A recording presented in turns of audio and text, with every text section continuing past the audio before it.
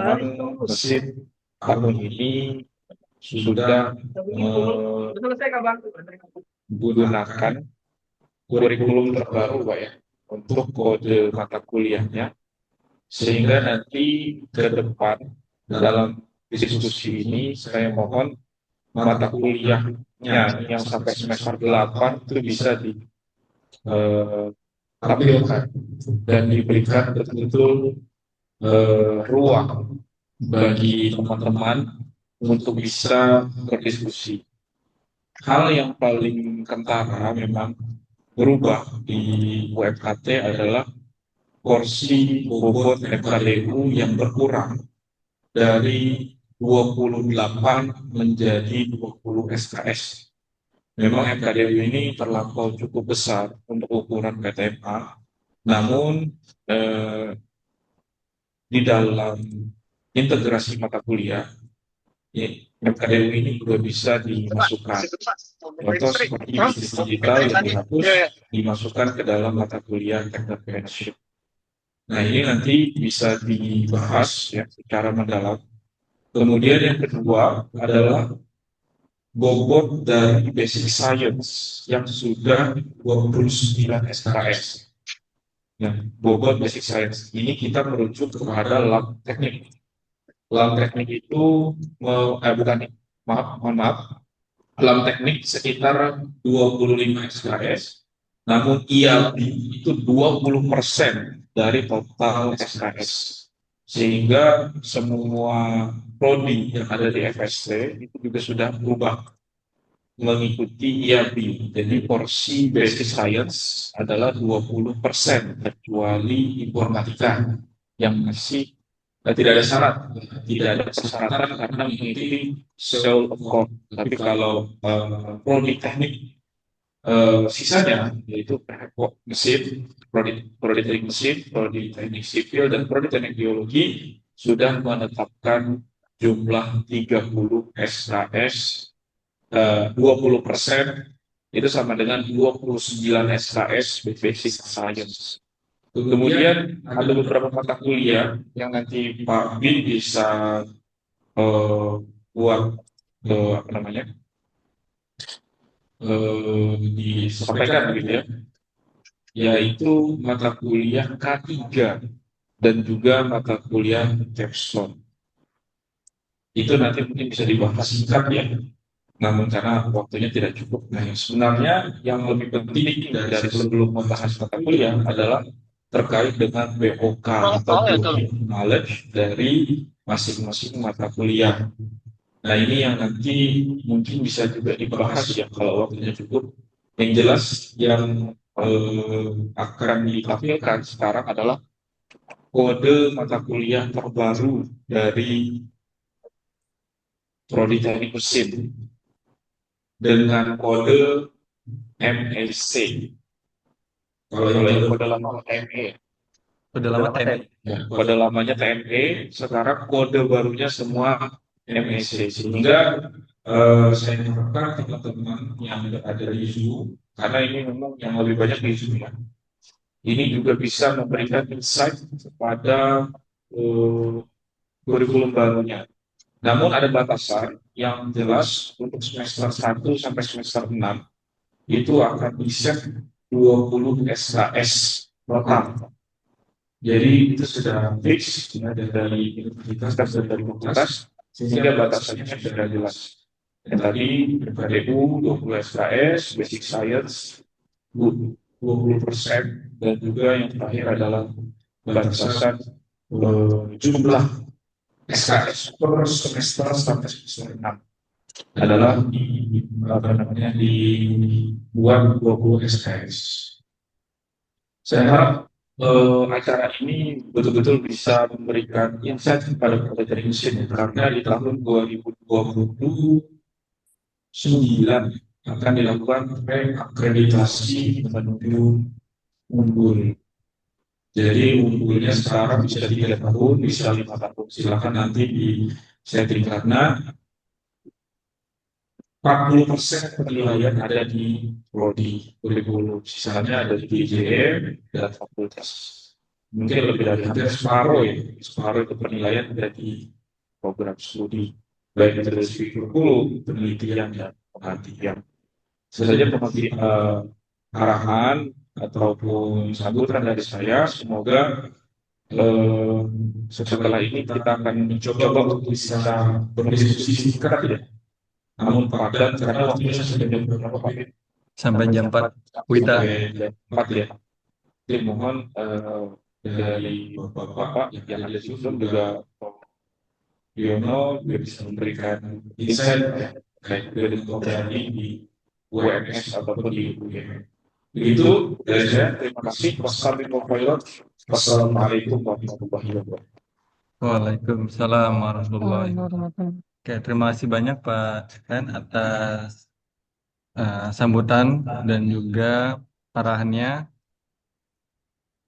Ya, mohon izin untuk selanjutnya saya akan menyampaikan uh, paparan dari workshop kurikulum kita pada siang hari ini. Izin share screen.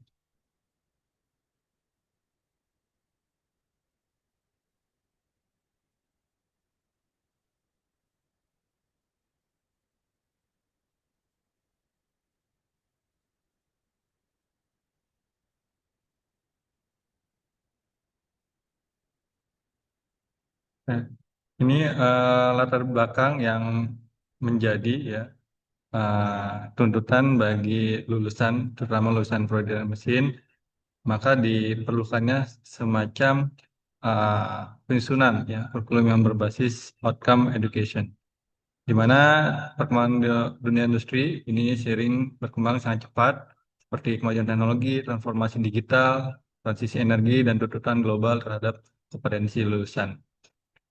Nah, di penelitian mesin ini ya kita dituntut tidak hanya menghasilkan lulusan yang tidak menguasai teori, tetapi juga mampu menyelesaikan permasalahan rekayasa secara profesional, adaptif, inovatif, serta memiliki karakter dan etika profesi.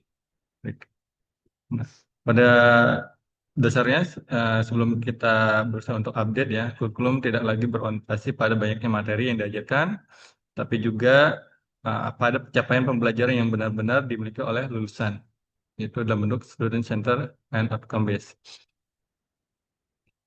Yang mana lulusan kita bisa untuk adaptif ya terhadap perubahan teknologi, inovatif, profesional, begitu kompeten, beretika dan bertanggung jawab, dan juga berkelanjutan yang memperhatikan lingkungan dan masa depan.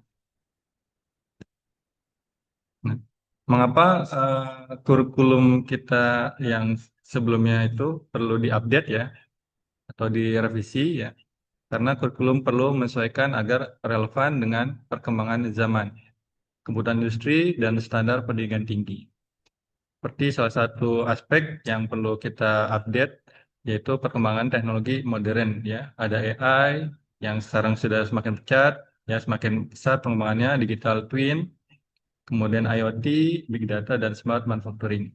Transformasi industri 4.0, ya, otomatisasi, digitalisasi, dan sistem cerdas, kemudian transisi energi, ya, tuntutan energi baru dan terbarukan secara berlanjutan, karena sampai saat ini ya kita masih didominasi oleh energi yang sebagian besar menghasilkan karbon ya, dan juga bersumber dari karbon, yaitu dari coal, batubara, dan pada saat kekurangan supply seperti PLN terjadi blackout ya beberapa tempat seperti itu.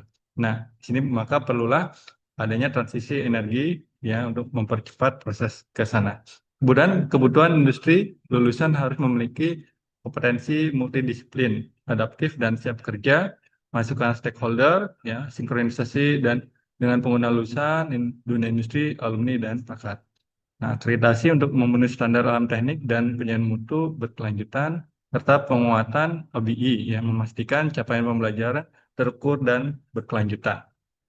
Nah, kebetulan kita ini alhamdulillah ya sudah di sistem IT UMKT itu bisa memasukkan untuk sistem kurikulum OBI seperti itu. Jadi masing-masing nanti lulusan mahasiswa akan terlihat ya metrik capaian pembelajaran lulusannya, poin-poin apa saja yang dapat dilihat seperti itu di sistem akademik kita. Nah, ini ada beberapa tantangan lulusan teknik mesin ya, seperti menganalisis masalah teknik secara komprehensif, kemudian mendesain sistem dan produk rekayasa, menggunakan software engineer modern, berkomunikasi ya secara profesional, kemudian bekerja dengan tim, multidisiplin, mengelola proyek teknik, kemudian memiliki etika profesi, ya, melakukan eksperimen dan analisis data, dan beradaptasi terhadap perkembangan teknologi menjadi pembelajar sepanjang hayat. Nah, ini hal-hal yang perlu uh, kompetensi ya, yang harus dimiliki oleh lulusan sarjana teknik mesin. Nah, ini landasan hukum dalam penyusunan kurikulum OBI yang mengacu pada Undang-Undang Nomor 12 Tahun 2012 tentang pendidikan tinggi, kemudian Peraturan Pemerintah Nomor 4 Tahun 2014 tentang penyelenggaraan pendidikan tinggi, kemudian tentang Peraturan Menteri ya, Ristek dan Teknologi tentang Standar Nasional Pendidikan Tinggi yang berlaku, kemudian kerangka kualifikasi nasional Indonesia, sistem penyaringan mutu internal, kampus, kemudian statuta universitas, lensa universitas, lensa fakultas, kemudian pedoman penyusunan kurikulum pendidikan tinggi berbasis OBI. Acuan akademik, yaitu kurikulum juga mengacu pada Outcome Based Education, Washington Accord, ya, atau IAB, kemudian ABET, Student Outcome, Body of Knowledge dari BKSDM. Ini harus juga kita mempertimbangkan terutama dari BOK-nya BKSDM, kemudian standar alam teknik, masukan stakeholder, ya, baik itu dari industri, alumni, kemudian tracer studi alumni, benchmark perguruan tinggi nasional maupun internasional. Nah, mengapa outcome based education perlu ya? Kita melihat di sini yaitu adanya ya capai plan yang telah ditetapkan melalui CPL ya, program outcomes, CPMK, sub CPMK assessment dan juga tentunya ada continuous quality improvement. Nah, ini minimal capaian pembelajaran yang ada di Badan Koordinasi Teknik Mesin, ya. Harus mencakup ya istilah-istilah yang ada di sini seperti Science dan Engineering Knowledge, ya, Engineering Design, Development and Solution, kemudian Experimental and Data Analysis, Problem Solving atau Problem Analysis, Introduction Modern Tools, Communication, kemudian Project Management and Finance, Individual and Teamwork, kemudian Engineer, Society and Ethics, dan terakhir Lifelong Learning atau pembelajar sepanjang hayat. Nah, ini poin-poin ini yang wajib ya minimal dimiliki oleh lulusan sarjana teknik mesin karena mengacu pada minimal capaian pembelajaran dari Badan Koordinasi Teknik Mesin. Nah, untuk profil lulusan teknik mesin sendiri ya, ini kita tentukan menjadi 6 ya, yaitu yang pertama Mechanical Design and Manufacturing Engineer ya. Kemudian peran komponen utamanya seperti merancang sistem, mesin komponen, produk rekayasa, menggunakan CAD/CAM CIA, kemudian memastikan desain aman, AMDAL, dan efisien sesuai standar. Kemudian yang kedua, Energy and Stability Engineer. Nah, peran dan kompetensi utama merancang, mengoptimalkan sistem konversi energi, mengembangkan energi terbarukan, teknologi rendah karbon, mendukung efisiensi energi dan keberlanjutan lingkungan. Kemudian yang ketiga, Maintenance dan Reliability Engineer. Nah, ini perannya dan kompetensi utama mengelola pemeliharaan dan kehandalan aset industri agar tetap handal ya. Kemudian menerapkan predictive maintenance dan reliability engineering seperti itu. Kemudian menjamin ketersediaan dan kinerja peralatan. Dan keempat, heavy equipment and mining engineer. Kebetulan di wilayah Kaltim ini masih juga sebagian besar ya industri pertambangan, dari pertambangan batu bara maupun migas ini masih cukup besar peluangnya sehingga masih dibuka ya untuk yang profil lulusan seperti equipment dan mining engineer. Peran dan kompetensi utamanya mengelola operasi pemeliharaan alat berat, mesin pertambangan, menganalisis kinerja, keselamatan, dan efisiensi alat berat, mendukung produktivitas dan keberlanjutan operasi tambang. Kemudian kelima, engineering, researcher, dan konsultan. Peran dan kompetensi utama melakukan riset, analisis, simulasi, dan pengembangan teknologi, memberikan solusi teknis berbasis data dan pengetahuan, menyusun kajian rekomendasi dan inovasi rekayasa, dan yang terakhir yaitu technopreneur dan engineering project leader. Peran dan potensi utama memimpin proyek rekayasa dari perencanaan hingga realisasi, mengelola tim, anggaran, risiko, dan stakeholder, mengembangkan usaha dan solusi berbasis teknologi. Sasaran kurikulum baru memiliki kompetensi akademik yang kuat, siap memasuki dunia industri, siap melanjutkan studi, memiliki kemampuan inovatif, kemudian memiliki kemampuan riset, memiliki jiwa entrepreneur, beretika dan profesional, siap bersaing pada tingkat nasional maupun global. Nah, prinsip penyusunan kurikulum tadi berorientasi pada lulusan, ya berbasis kompetensi, berbasis capaian pembelajaran, berpusat pada mahasiswa, fleksibel, adaptif terhadap perkembangan teknologi, mendukung SDGs, mendukung merdeka belajar. Nah, ini roadmap penyusunan kurikulum yang harus kita jalankan ya, seperti evaluasi kurikulum lama, kemudian tracer studi, benchmark, profil lulusan, CPL, ya, atau capaian pembahasan lulusan, body of knowledge dari Badan Koordinasi Teknik Mesin, kemudian pembuatan struktur kurikulum, CPMK-nya, beserta sub CPMK, rencana pembelajaran semester, implementasi OBI, dan selanjutnya continuous quality improvement. Harapan dari workshop pre-FGD ini ya diharapkan nanti kita bisa menentukan atau menghasilkan seperti poin-poin profil lulusan program studi, CPL yang selaras dengan BKSDM dan SNDT, struktur kurikulum yang minimal 144 SKS ya. Kemudian peta body of knowledge matrix dari CPL, CPMK, masa kuliah, kemudian mata kuliah learning progression map, kurikulum kurikulum mapping, draft RPF untuk seluruh mata kuliah, dokumen kurikulum OBI yang siap diimplementasikan dan mendukung akreditasi unggul dari LAM teknik. Oke, itu yang mendasari ya presentasi yang dapat saya sampaikan. Ini untuk apa list dari struktur mata kuliahnya sempat saya kami berikan melalui form ya, form masukan. Di situ ada link form dan juga link untuk spreadsheet. Nanti bisa bapak-bapak baik itu dari alumni advisor board bisa melihat sambil melihat saya dari sini itu ada link ya yang untuk melihat dokumen draft kurikulum yang kami share. Ada link di sini, kemudian nanti akan terbuka ya. Itu ada struktur kurikulum, kemudian ada metrik ketercapaian BKM, BKSDM, dan CPL Prodi. Gitu. Nah, pada prinsipnya tidak terlalu banyak ya perubahan dari kurikulum lama, ya. Hanya ada penyempurnaan dan juga penambahan mata kuliah Basic Science untuk memenuhi ya minimal dari syarat ya untuk OBI maupun dari nanti ke IAB ya seperti itu tadi yang sudah disampaikan Pak Dekan juga untuk untuk syarat unggul minimal itu 20% ya basic science dan matematikanya begitu juga dengan yang IAB seperti itu.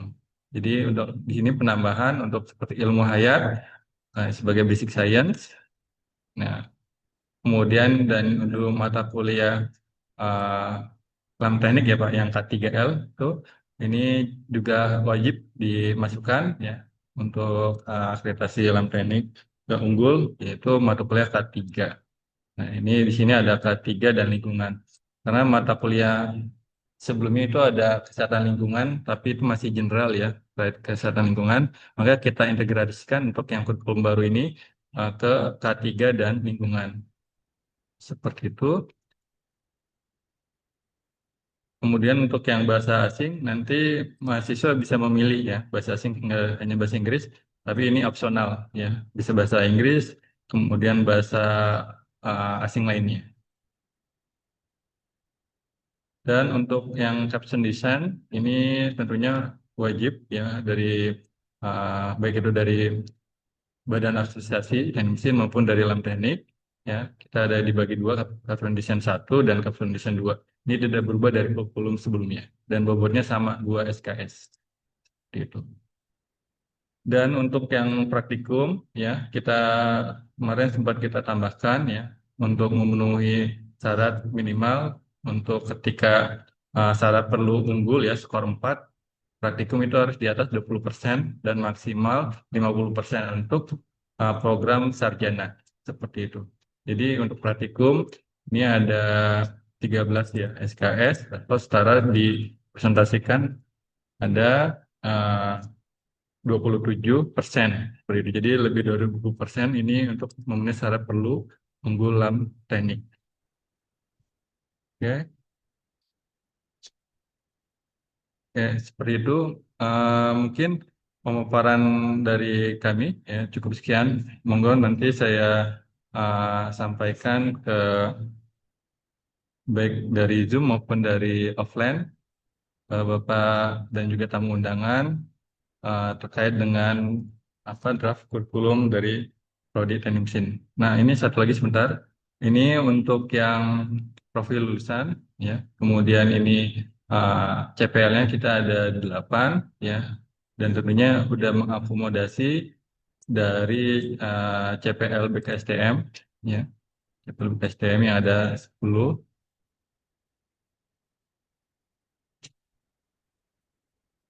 Nah, ini deskripsi dari masing-masing yang untuk BKSTM.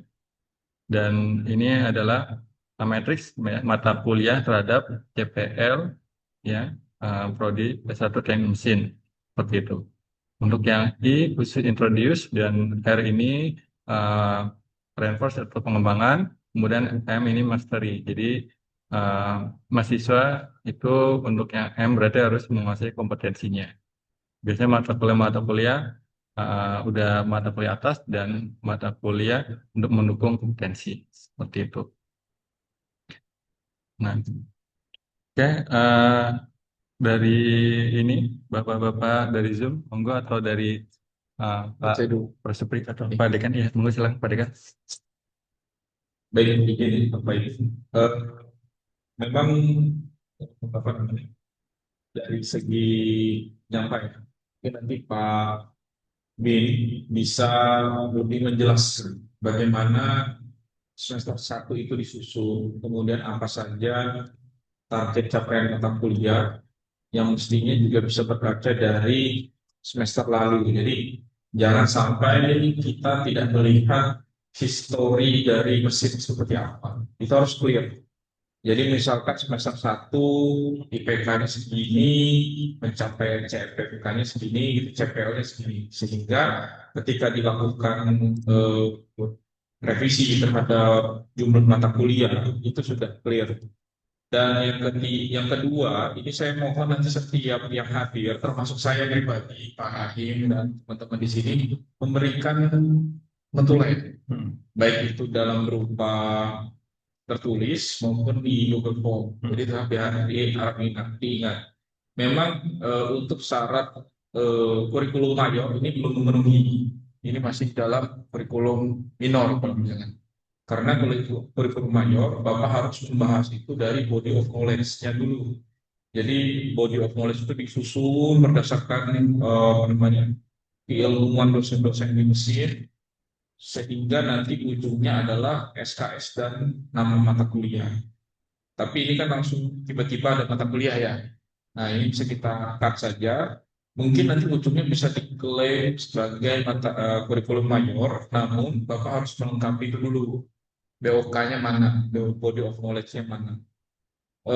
Mungkin dari situ saya Prof. Priyono mohon izin, memang beberapa 2 minggu ini kami memang saya juga tahu di musik repot skripsi kan itu kan. Saya juga di sana lagi eh, banyak bimbingan yang memang kita harus selesaikan dalam 2 minggu ini harus selesai dengan Pak Rahim juga itu.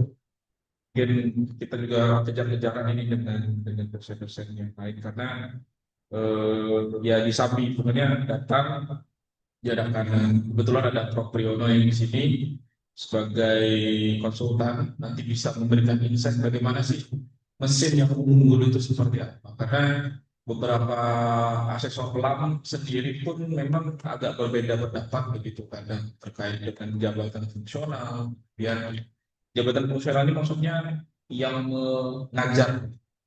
Nah, di mesin saya coba utarakan ada yang berbeda namanya, ada teknik industrinya ada, dan metalurginya ada ya. Tapi itu pun dianggap sebagai satu kesatuan sehingga lebih menambah khasanah ilmuwan di teknik mesin. Begitu Pak Bin, Prof. Priyono, dan Bapak-Bapak sekalian, siswa teman-teman, saya izin pamit, mungkin Pak Rahim juga eh, jadi mungkin saya diingatkan untuk memberikan tanggapan secara online Hmm. maupun tertulis. Terima kasih, saya izin pamit. Assalamualaikum warahmatullahi Waalaikumsalam warahmatullahi wabarakatuh. Ya, ya, terima kasih Pak Dekan atas masukannya di Prodi Teknik Mesin. Berarti dia diingatkan ya. Ya, siap.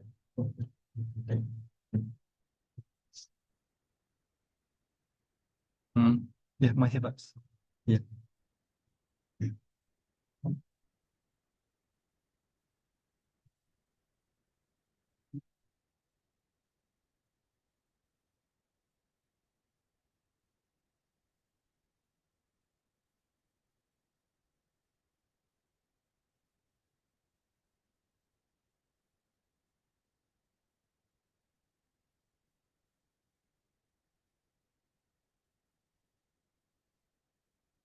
Mari Bapak-Bapak, ada masukan terkait dengan pemaparan yang kami sampaikan terkait dengan update kurikulum teknik mesin. Ya, Ya, Bangga. Saya. Mas Benjamin mungkin agak ada usul. Oke, pripun Pak Eli? Ya, oke, terima kasih atas pemaparannya. Mungkin ini berkaitan salah satu yang disampaikan ke saya itu kan kurikulum nanti untuk mempersiapkan mahasiswa agar siap di industri ya, Pak Benjamin ya. Ya, Nah, dari pengalaman saya pribadi dan juga mungkin teman-teman juga ya, rata-rata fresh graduate itu biasanya akan terkendala di kemampuan present sama komunikasi. Nah, ini tadi kan sudah disampaikan salah satunya bahasa asing ya.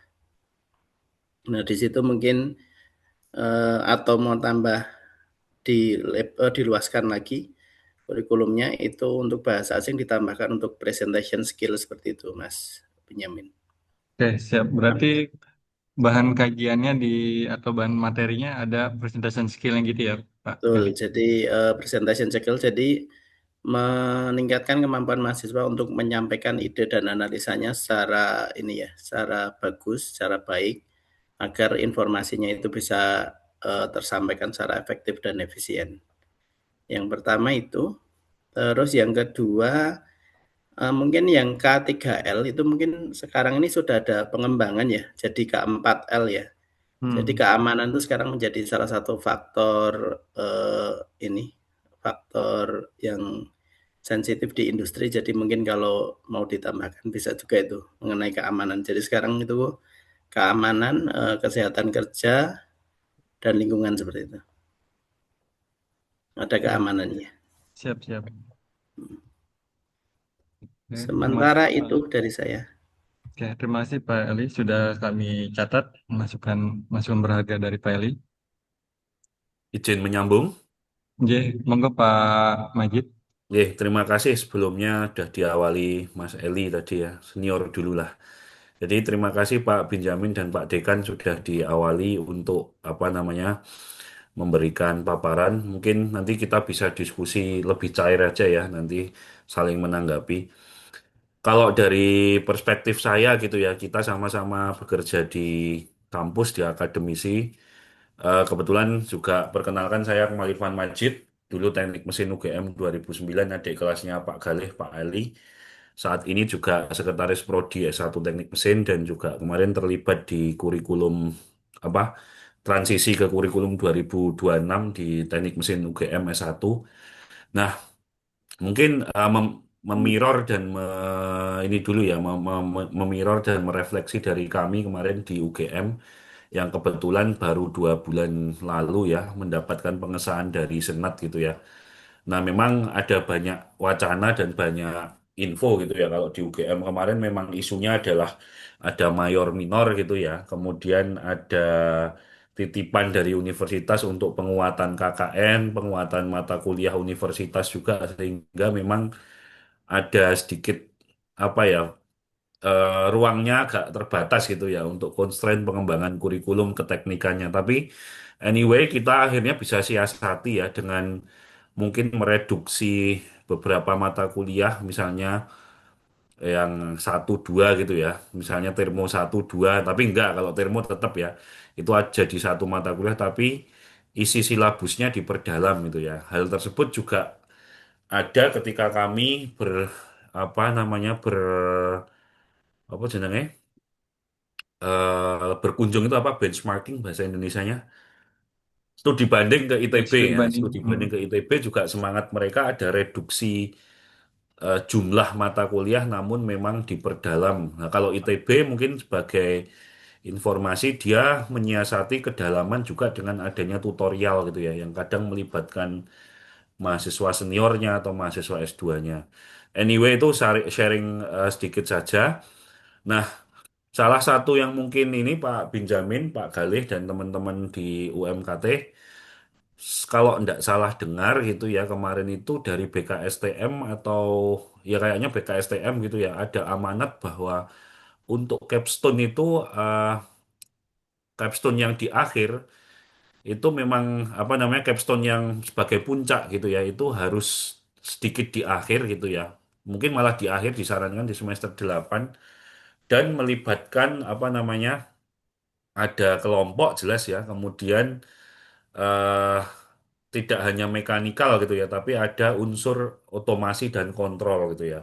Nah ini monggo dicek bersama ya karena adanya itu UGM ya teknik mesin UGM dan juga teknik industri karena kami dari Departemen Teknik Mesin dan Industri sama-sama merubah seperti kita teman-teman di teknik kimia eh, skripsi dijadikan hanya mata kuliah penelitian, kemudian proyek desain atau capstone itu yang dulu ada capstone satu 2 dijadikan satu dengan 4 SKS sebagai tugas akhir.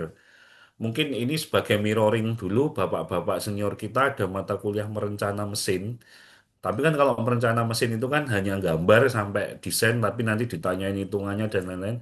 Kami ubah itu menjadi tugas akhir apa pendadarannya nanti gongnya itu gitu loh. Sebagai skripsi apa sebagai tugas akhir capstone design gitu ya. Yang intinya perancangan sampai membuat produk itu. Nah, monggo itu nanti apakah mau diterapkan juga sama atau mungkin tetap tadi kan ada capstone 2 yang lebih nanti diperkuat gitu ya. Seperti itu kalau memirror dari kami dulu. Nah, itu nggih. Kemudian kalau boleh memberikan tadi tanggapan penilaian umum dari saya, kurikulum yang telah disusun oleh teman-teman UMKT sudah memenuhi flow yang kita semua bikin ya. Seperti halnya di BKSTM minta gitu ya. Sudah pakai OBE, ada capstone design, isu-isu aktual seperti AI, sustainability, IoT, additive manufacturing sudah ada, dan minimal kan 144 ya. Di kami sekarang 148 kalau tidak salah. Nah, izin, maaf Pak Gale, Pak Bin agak panjang sekalian. Yang Iya. saya coba mungkin cermati, salah satu yang ditampilkan di slide tadi kan masih mengakomodasi Merdeka Belajar ya.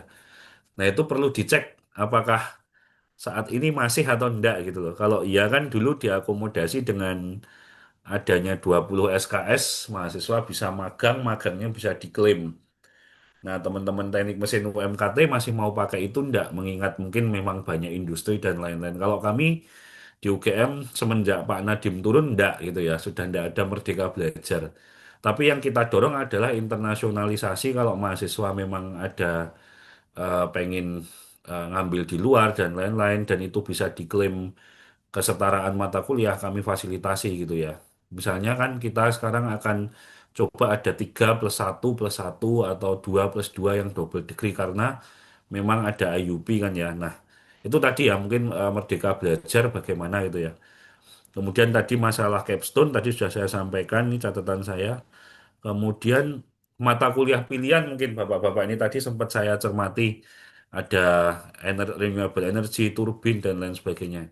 Kenapa tidak misalnya untuk energi ya karena background saya energi, mungkin hal-hal terkait perminyakan, terkait teknik teknik gas alam atau mungkin gas dynamics, pengolahan gas ataupun mungkin diperkenalkan hal-hal terkait hidrogen dan amonia gitu ya. Karena kan di Kalimantan Timur banyak ya seperti itu. Nah, itu mungkin apakah mungkin makupil disesuaikan kebutuhan dan potensi setempat gitu ya. Dan kemudian biar agak sedikit industrial nih, biar nggak kalah sama Mas Eli. Lah. Sentuhan-sentuhan seperti proyek manajemen dan ekonomi teknik apakah sudah ada gitu ya? Mungkin tidak harus mata kuliah khusus, tapi disisipkan di silabus, Mas. Jadi project management mulai belajar apa itu Gantt chart, terus kemudian WBS dan lain sebagainya. Kemudian ekonomi teknik itu kan siapa tahu nanti adik-adik mahasiswa karirnya sampai di penera project atau visibility project. Dia harus dikenalkan dengan IRR, dengan NPV dan lain-lain. Kami di UGM juga sekarang memasukkan dua mata kuliah tersebut sebagai mata kuliah tersendiri. Tapi anyway, menurut saya tidak harus cuma kontennya mungkin perlu diperkenalkan. Dan yang penting mestinya dari teman-teman UMKT sudah punya mekanisme transisi kurikulum ya, penyetaraan gitu ya. Yang itu kadang memang secara praktikal kadang agak ribet di mahasiswa gitu ya. Kemudian sedikit lagi masih boleh Boleh, boleh. Silakan, Pak. sekalian ngomongnya lah nanti bisa ini. Dari sisi profil lulusan itu kan memang PI, PI-nya ya, apa POI-nya. Mm-mm. Itu kan memang karena ini Muhammadiyah kan ada warna khusus gitu ya.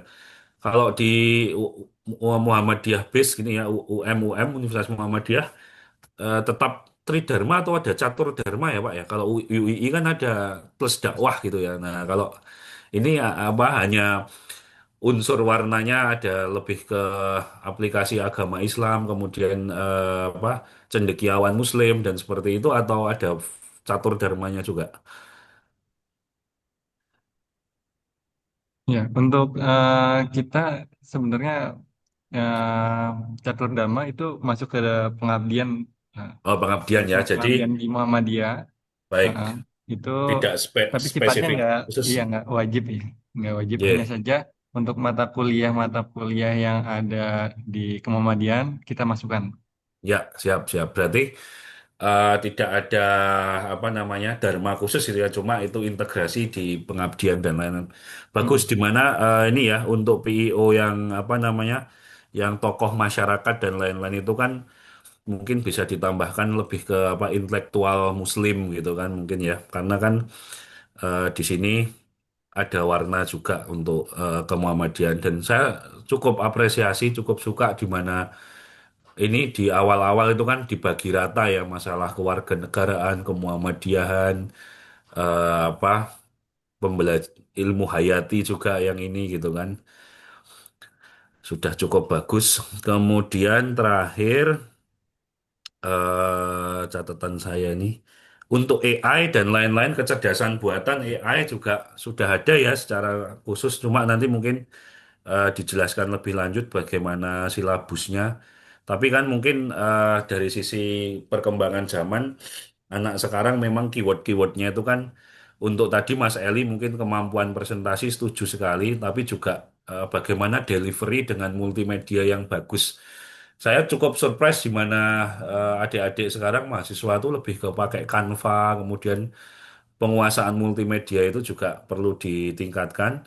Kemudian untuk programming itu juga sangat sangat perlu gitu ya di teknik mesin zaman sekarang seperti Python, MATLAB, kemudian data analytics gitu ya. Dan sustainability-nya mungkin kalau saya pernah ngobrol dulu ya waktu visit ke sana bahwa mungkin potensi yang ceruknya atau gapnya masih luas itu ya masalah green ammonia atau nanti green hydrogen, kemudian transisi dari migas ke renewable energy di Kalimantan Timur tersebut. Artinya salah satu peluang terbesar UMKT, kekhasannya gitu ya. Kekhasannya itu juga perlu dirumuskan. Karena waktu kemarin kami kurikulum, reviewer menanyakan juga, loh, teknik mesin UGM ini kekhasannya apa gitu. Cukup rumit itu, 2 kali 3 kali rapat nggak ketemu-ketemu, akhirnya ya ketemu gitu ya. Suatu prodi yang menyediakan ininya khusus untuk, ya akhirnya kami ambil KBK-nya aja yang good at di bidang manufaktur, energi, dan teknologi material gitu ya. Tapi silahkan, ini salah satu tantangan yang perlu dipikir kekhasannya apa gitu ya. Ya mungkin itu dulu, Bapak-Bapak, nggak enak panjang banget. Nanti kita mengalir lagi. Matur nuwun. Oke. Terima kasih Pak Majid atas masukan-masukannya. Siap. Monggo Bapak-Bapak Ibu lainnya apabila ada tambahan masukan dipersilakan.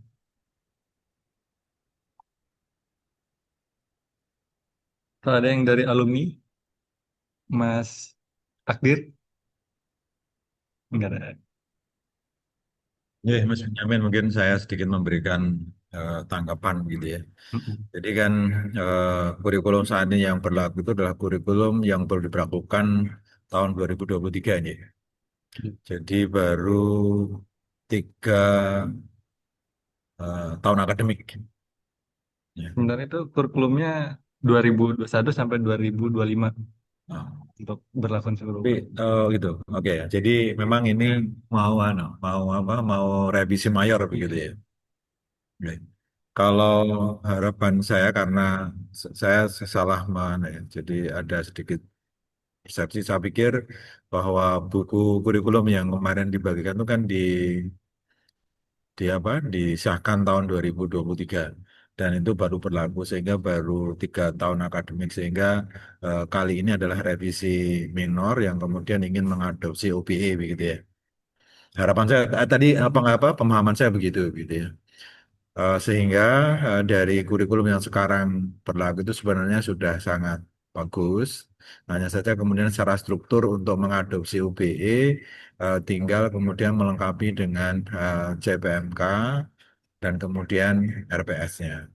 Ya, untuk kalau misalkan itu akan melakukan revisi minor dan kemudian akan mengadopsi UBE untuk 2 tahun ke depan sampai kemudian terjadi revisi mayor begitu ya. Nah, saya sudah melihat jadi kalau memang memang apa memang kita pengen mengadopsi kurikulum berbasis UPI dalam waktu dekat ini ya dasarnya adalah kurikulum yang berlaku yang kemudian kita adopsi atau kita sesuaikan dengan UPI. Ya, mulai dari profil lulusan, kemudian CPL, kemudian bagaimana sebaran mata kuliah untuk mendukung CPL, gitu ya. Dan kemudian setelah terdapatkan mata kuliah tadi, kita menyusun CPMK. Dan tentunya CPMK itu nanti apa di diturunkan dari CPL. Jadi artinya ketika satu mata kuliah mendukung CPL tertentu, tentunya nanti capaian pembelajarannya itu juga selaras dengan itu. Nah, catatan saya sudah memberikan banyak catatan di form itu, namun dasarnya adalah kurikulum yang sekarang berlaku. Ya. Eh, yang pertama itu terkait dengan jumlah CPL. Ya, saya pikir jumlah CPL itu apa harus tidak terlalu banyak itu ya. Yang sekarang terjadi kan 13 nih. Namun usul yang sekarang jadi 8 itu saya pikir sudah sangat ideal. Ya. Jadi mungkin eh, beberapa referensi CPL itu capaian pembelajaran lulusan itu ya sekitar 8.910 begitu ya. Kemudian terkait dengan program eh, education outcome atau profil lulusan tadi, eh, saya pikir sudah sangat ideal gitu ya. Ada profesional, kemudian entrepreneur dan juga yang berikutnya itu adalah apa tuh yang publik yang berlaku ada entrepreneur, ada profesional, entrepreneur sama 3 kan yang berlaku. Malah justru sekarang ditambah menjadi 6 gitu ya. Nah, saya pikir seorang engineer yang profesional ya eh, dalam bidang teknik mesin itu kan ada mechanical design, ada energi, ada maintenance, dan sebagainya itu kan heavy equipment itu kan bagian dari teknik mesin ya. Jadi seorang engineer teknik mesin yang profesional itu sudah menyangkut meliputi semuanya.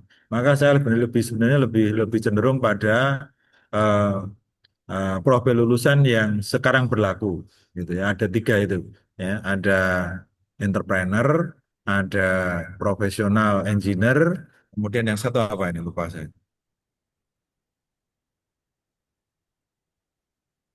Oh, ada akademisi gitu ya, ada atau researcher gitu ya, engineer, profesional engineer, teknopreneur sama akademisi atau researcher gitu.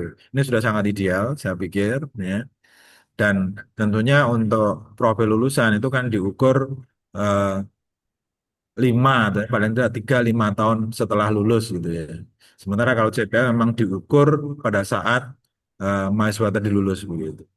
Kemudian catatan saya yang berikutnya, kalau memang ini seperti yang disampaikan oleh Pak Majid tadi, saya sepakat. Tadi pagi kita ngobrol terkait dengan kelulusan tepat waktu, ya.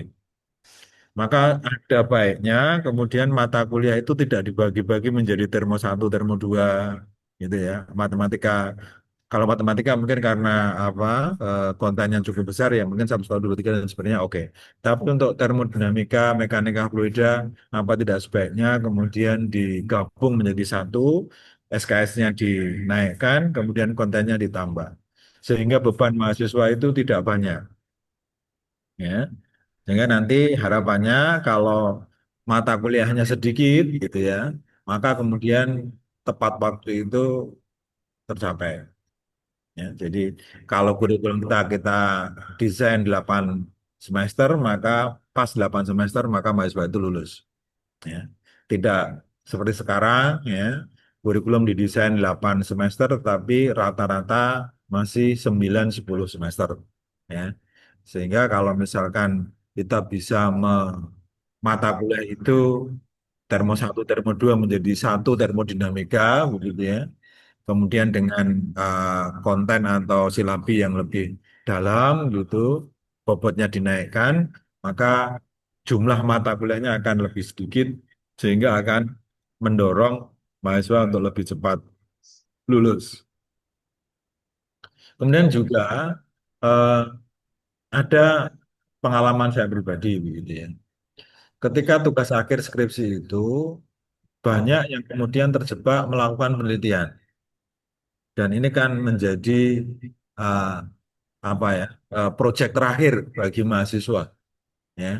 Padahal seorang lulusan S1 itu belum tentu dia menjadi seorang researcher gitu. Maka saya sepakat seperti yang disampaikan oleh Pak Majid tadi bahwa eh, riset itu hanya bagi bagian gitu. Dan tugas akhirnya itu adalah capstone yang kemudian memang itu mengintegrasikan seluruh mata kuliah yang pernah diambil. Bahkan kemudian itu multidisipliner, ya, melibatkan dari prodi lain. Ya. Nah, ini adalah mindset seorang engineer, merencanakan, ya, kemudian mendesain, kemudian mewujudkan desain itu. Nah, di situ eh, apa tidak hanya sekedar di sini ada capstone 1, capstone 2 itu kan dulu istilahnya perencana mesin gitu ya. Nah, ini mending itu ditarik ke belakang menjadi mata kuliah capstone yang jadi topnya gitu ya, puncaknya bagi seorang mahasiswa untuk kemudian mengaplikasikan menggunakan seluruh mata kuliah yang pernah diambil untuk satu proyek, memecahkan satu masalah yang kompleks dan tentunya kelompok ya untuk memberikan pengalaman soft skill kerja kerja kelompok gitu ya.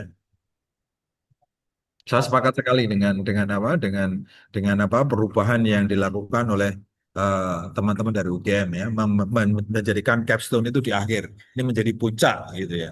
Kalau memang kemudian tadi di situ ada bagian menjadi seorang researcher maka memang mata kuliah skripsi penelitian itu ya penelitian itu hanya menjadi sebagai mata kuliah sehingga mindset seorang engineer yang memang pendesain, kemudian menyujudkan desainnya tadi, bukan sebagai seorang peneliti, gitu. Ya. Ini menjadi perlu jadi perhatian kita untuk mengubah mindset yang dalam tanda petik saya merasakan ya di institusi saya pun begitu. Ya, jadi tugas akhir itu sekarang lebih cenderung penelitian. Ya. Nah ini kan seolah-olah menjadikan seorang engineer itu seorang peneliti, bukan lagi mindsetnya seorang engineer, seorang perencana, desainer, kemudian mewujudkan, tetapi kemudian menjadi seorang researcher peneliti. Ini ini mengembalikan ya mindset sebagai seorang engineer. Kalau memang kita berhasil kemudian membawa Capstone itu menjadi puncak dari perjalanan pembelajaran kita, ya, maka itu akan sangat sangat sangat sangat setuju saya. Gitu. Ya. Kemudian yang berikutnya yang menjadi perhatian tadi juga bagaimana mata kuliah itu mendukung CPL. Tadi kan rata aja ya. Jadi maksudnya rata itu begini. Oh, mata CPL didukung oleh mata kuliah A, B, C, dan C. Tetapi tidak ada pembobotan seberapa besar mata kuliah A itu bisa mendukung CPL ini. Seberapa besar mata kuliah ini mendukung CPL ini. Sehingga nanti kalau misalkan ya seorang engineer profesional, kemudian ada ciri tadi, ada ciri khusus pertambangan karena di daerah Kalimantan itu memang wujud pertambangan ya.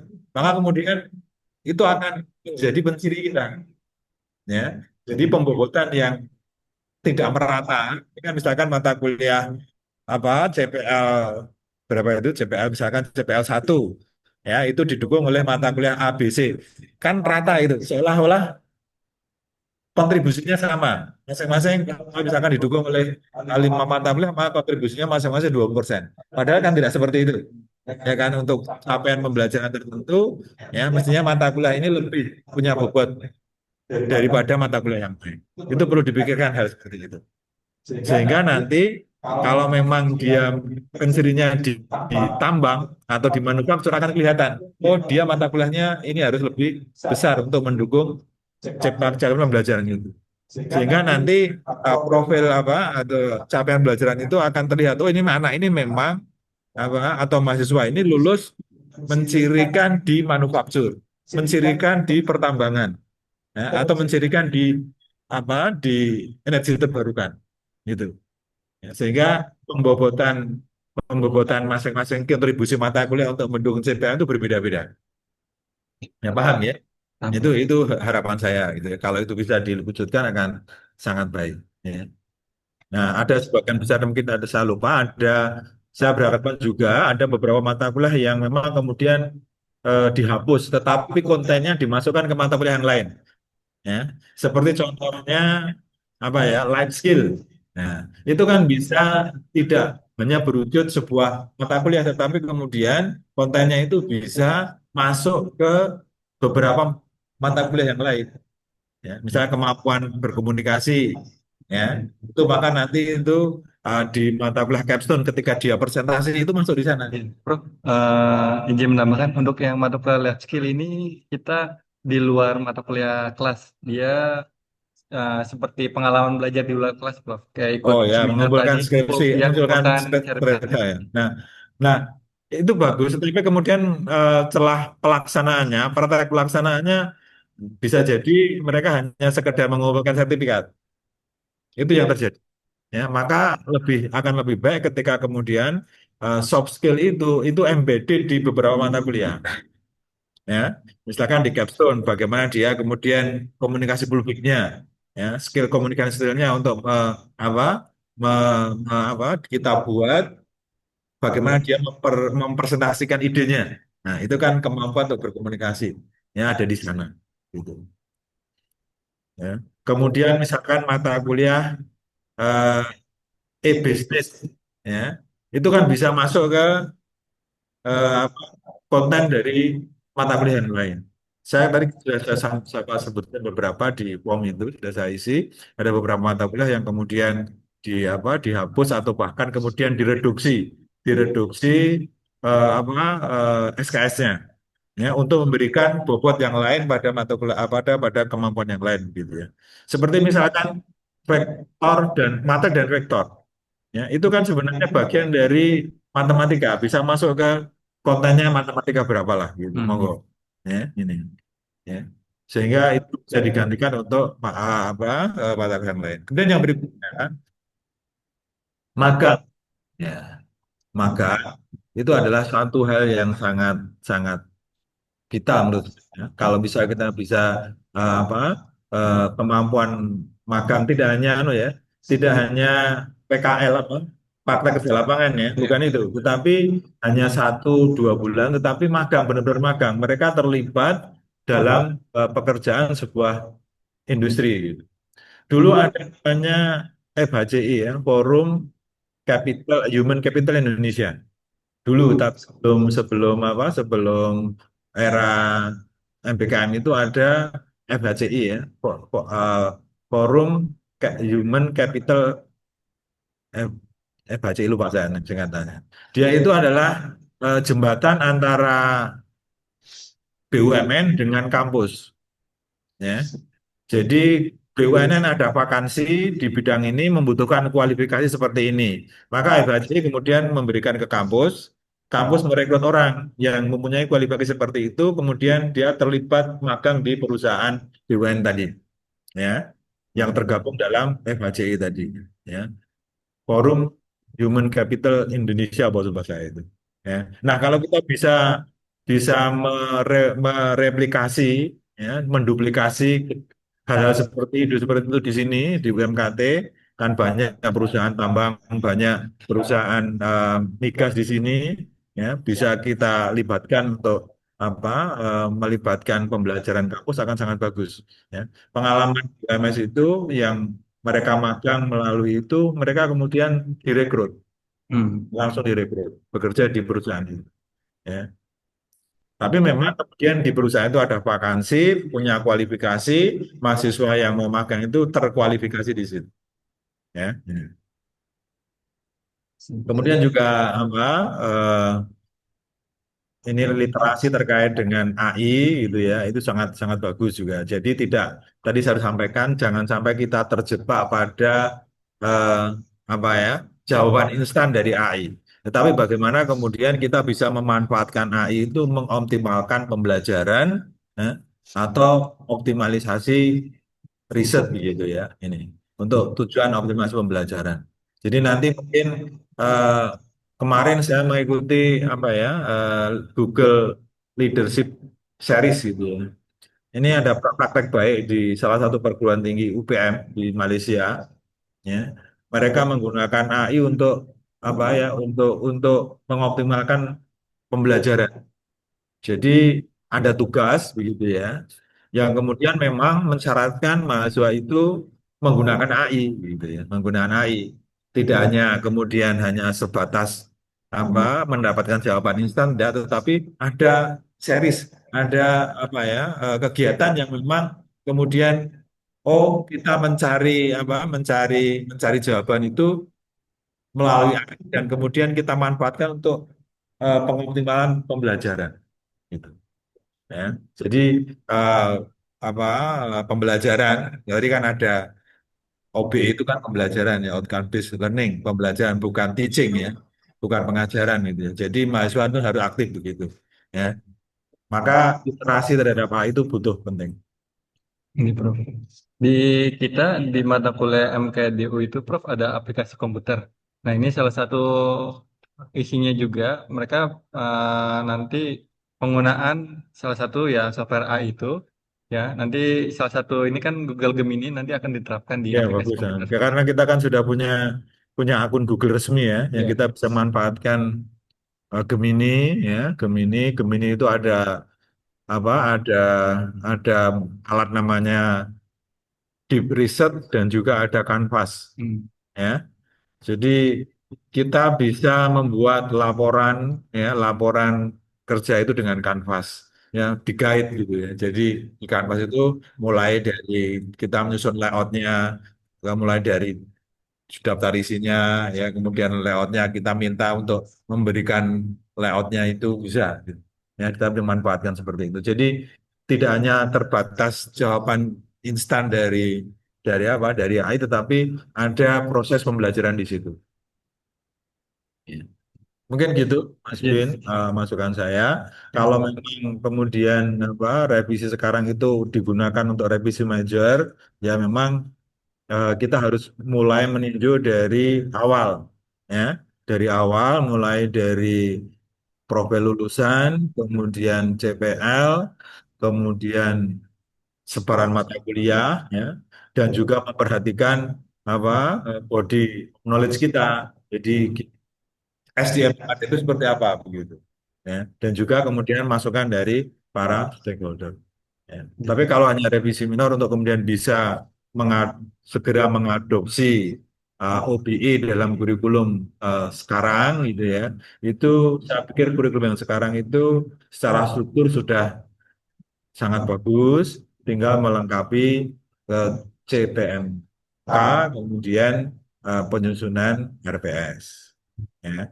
Ini nanti kalau misalkan apa di 3-4 tahun yang akan datang eh, apa reakreditasi begitu ya, kita sudah punya pengalaman menerapkan apa OBE itu satu siklus. Ya. Nah, itu kan untuk mendapatkan apa akreditasi IAB kan kita minimal melakukan OBE ini satu siklus gitu ya. Selama satu siklus artinya berapa berapa semester itu apa direncanakan gitu. Jadi kalau mau gitu sampai akhirnya nanti akhir akreditasi untuk IAB besok, ya memang kita sekarang harus mulai mengadopsi OBE dalam kurikulum kita. Nah, untuk mengadopsi itu kurikulum lama itu saya pikir sudah tinggal melengkapi. Ya, hanya saja tadi pesan saya untuk cap CPL gitu ya. Untuk CPL tadi didukung oleh mata kuliah dengan bobot pembobotan yang berbeda. Ya, mungkin itu. Ya, terima kasih. Ya, terima Terlalu kasih. panjang, mohon maaf ini. Tidak apa-apa, Prof. Ya, terima kasih atas masukan berharganya, Prof. Supriyono.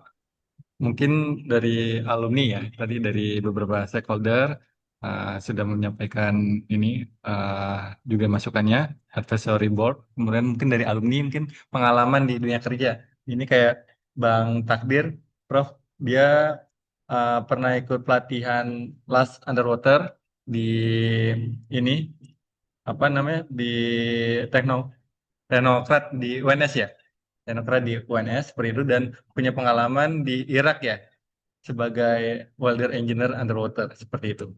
Nah, dan juga di sini di perang ngalamin ini di proyek Pertamina ya di daerah Cirebon atau bukan? Daerah mana? Indramayu, Sumatera, Jawa Barat seperti itu. Nah, mungkin bisa sharing pengalamannya Mas Takdir terkait dengan apa sih, misalkan mata kuliah apa yang paling berkesan di tempat Mas Takdir itu bekerja. Ya, Pak. Misalkan nanti perlu kita ada mata kuliah khusus atau mata kuliah tambahan ya terkait dengan welding seperti itu ya. Karena kan di manufaktur sendiri kan ada namanya apa bahan kajian ya bahan ajar yaitu uh, tentang pengelasan ya macam-macam pengelasan seperti itu. Mungkin nanti di mata kuliah pilihannya ada teknik pengelasan secara khusus ya. Nanti teknik pengelasannya bisa lebih spesifik lagi seperti itu. Misalnya penggunaan alat-alat pengelasan di bawah air itu kan berbeda dengan kondisi yang dia berada di permukaan. Ya, seperti itu. Gimana Mas Takdir? Hmm. Kalau kemudian tadi untuk itu kan banyak pekerjaan sebenarnya pekerjaan darat ya, tapi sangat sedikit pekerjaan yang kayak marine di offshore juga seperti kan di sini ada Balikpapan lokasinya dan di sana juga butuh Cina yang backgroundnya dari mekatronik dari besar. Nah, dari itu saya ingin menyarankan untuk penambahan materi tentang marine and offshore mechanical engineering sebagai bahan kajian seperti rancangan subsea, pipeline laser, dori bawah air, kemudian material bawah air, perbaikan dan perawatan. Itu kan bisa dipelajari sama anak sendiri. Dan dengan kan Indonesia kan negara maritim, banyak sekali yang mimpi sebenarnya, tapi kita bisa sana. Mungkin kalau ada pelajaran yang seperti itu, nanti kalau udah masuk ke sana mungkin gampang adaptasi. Saya pakai. Oke, terima kasih Mas Takdir atas masukannya. Itu yang terkait dengan kayak masalah desain tentang marine ya, marine design. Nah itu bisa nanti dispesifikkan di desain project. Karena desain project ini kan kita tidak hanya satu, misalnya membuat alat mesin A gitu kan, atau mesin B. Nanti dalam grup itu kan dibimbing oleh satu orang dosen pembimbing. Nah, dosen pembimbing ini yang nanti akan ber apa namanya em, berkoordinasi ya dengan mahasiswa bimbingannya. Nah, sepakat membuat apa desainnya seperti itu. Nah, ini sepertinya bisa masuk di ranahnya desain project seperti itu ya, desain project. Nanti mungkin nanti bisa juga salah satu prioritas kami ketika dalam desain itu ada yang desain terkait dengan alat marine ya, marine system seperti itu. Dan untuk tadi ya pengelasan underwater juga bagus ya Mas Takdir. Uh, Tadi pun punya pengalaman training di Solo terkait dengan pengelasan underwater seperti itu. Nanti juga kita coba ya melakukan apa namanya kerjasama ya terkait dengan uh, sertifikasi ya pengelasan underwater atau sertifikasi pengelasan lainnya seperti itu. Oke, terima kasih Mas Takdir atas masukannya. Monggo Pak, dari siapa? Pak itu, Pak Deka yang sebelah. Heeh. Mm-mm.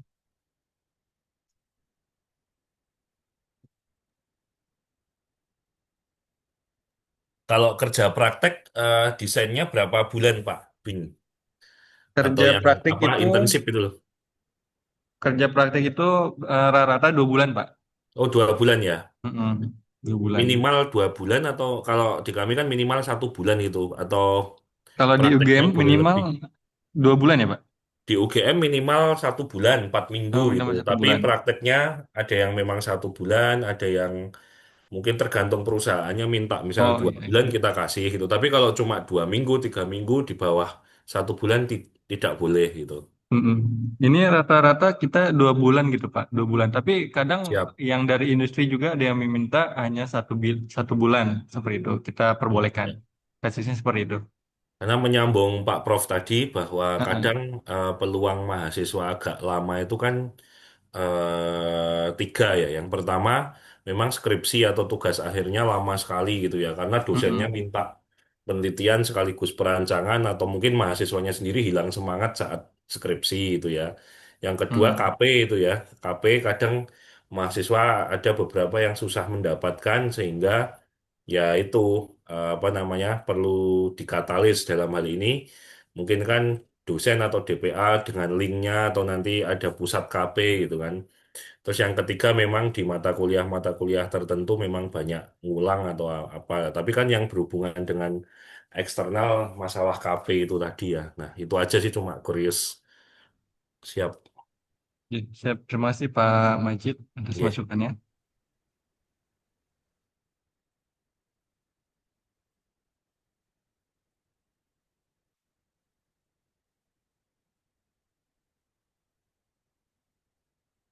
Izin Bapak Ibu, Pak Gali silakan.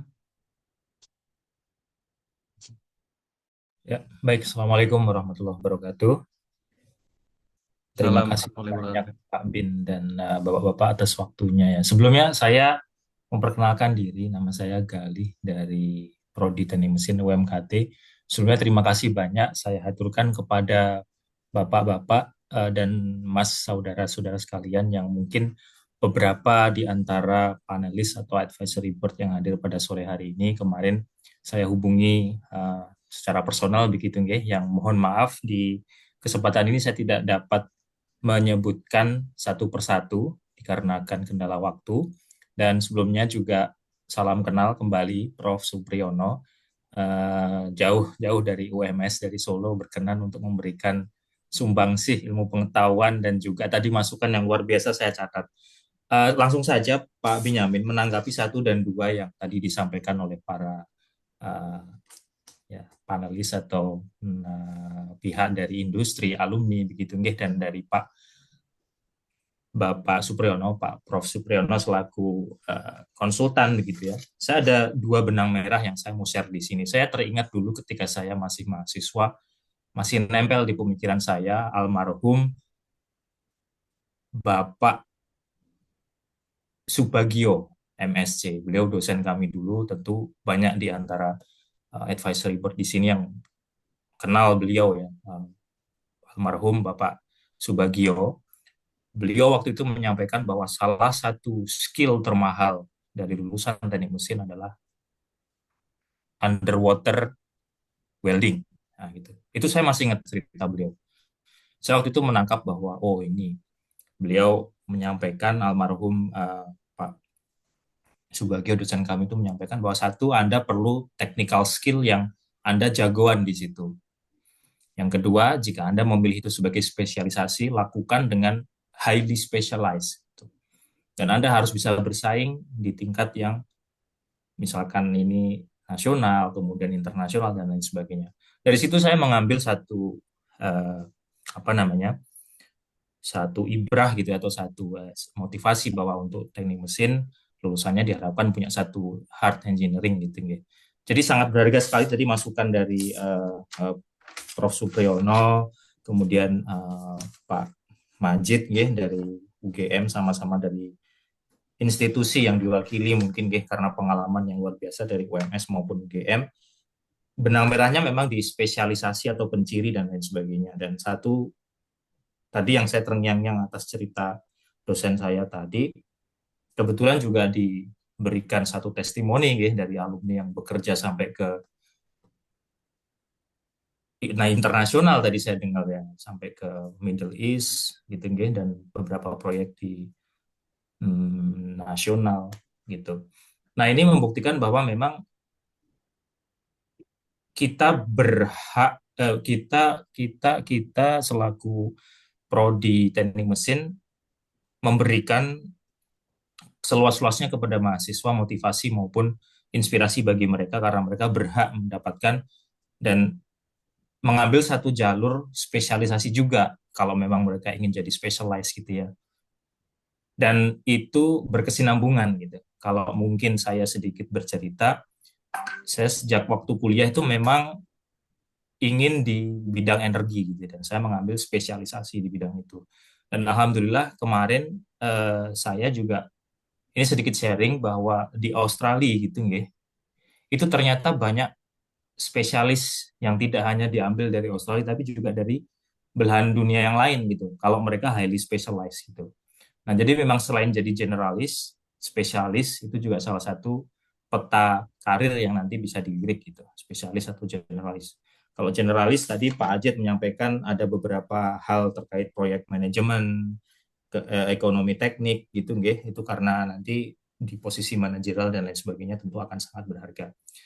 Apapun demikian, kembali ke salah satu hal yang saya tadi tangkap dari Prof Supriyono dan juga dari Pak Ajit, bahwa literasi AI ini memang hal yang tidak bisa kita pungkiri, tidak bisa kita bendung. Mahasiswa kita kasih tugas, kita kasih apapun ke mereka, ujung-ujungnya dibalikin ke kita, yang jawab bukan mereka, tapi AI. Jadi kita itu mengoreksi pekerjaannya AI sebenarnya. Selama saya beberapa kali mengkoreksi gitu. Tapi ada baiknya, kabar baiknya adalah ini juga kegelisahan yang diamati oleh beberapa institusi. Pekan lalu saya mengikuti PII-nya Australia gitu The Future of Mechanical Engineering Education di sana.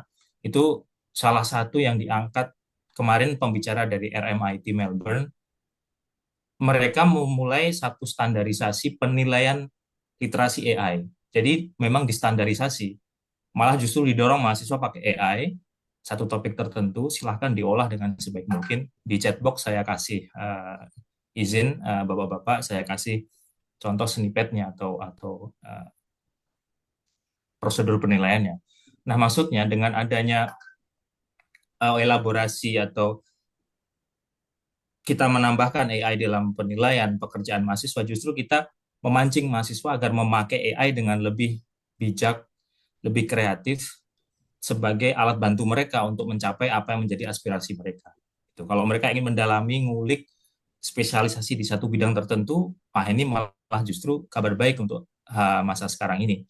Nah, justru ini uh, sangat baik saya pikir dari testimoni dari struktural perguruan tinggi, kemudian dengan industri dan juga dari alumni.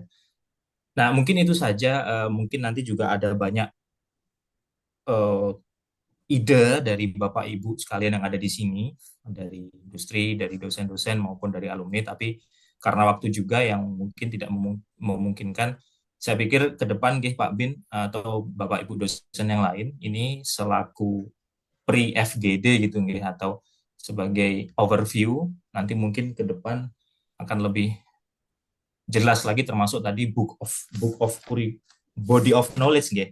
Tadi yang saya Body of knowledge. Body of body of knowledge. knowledge yang disampaikan oleh Pak Dekan, Pak Rusandi yang harusnya kita matangkan terlebih dahulu dan lain sebagainya.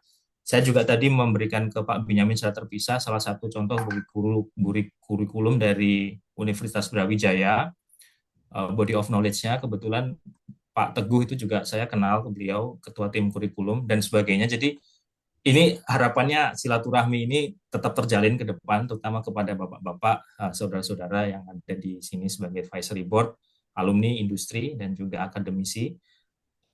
Mungkin seperti itu, Pak Bin. Sekali lagi terima kasih atas inputnya. Saya catat dari beberapa tadi dan terima kasih. Selamat sore, Pak.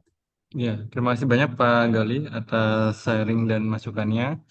Oke, bapak-bapak lainnya, monggo apabila ada masukan yang dari misalkan dari UT, monggo Pak Dimas atau Pak Ahmad Isa atau dari PLN Nusantara Power, Pak Dimas Pramesti.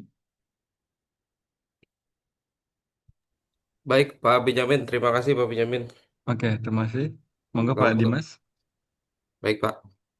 Selamat sore, Bapak-Bapak sekalian, Bapak-Bapak pejabat UMKT yang saya hormati, Bapak dosen dari kalangan dosen dan kalangan kolega sesama pekerja profesional ataupun alumni dari UMKT.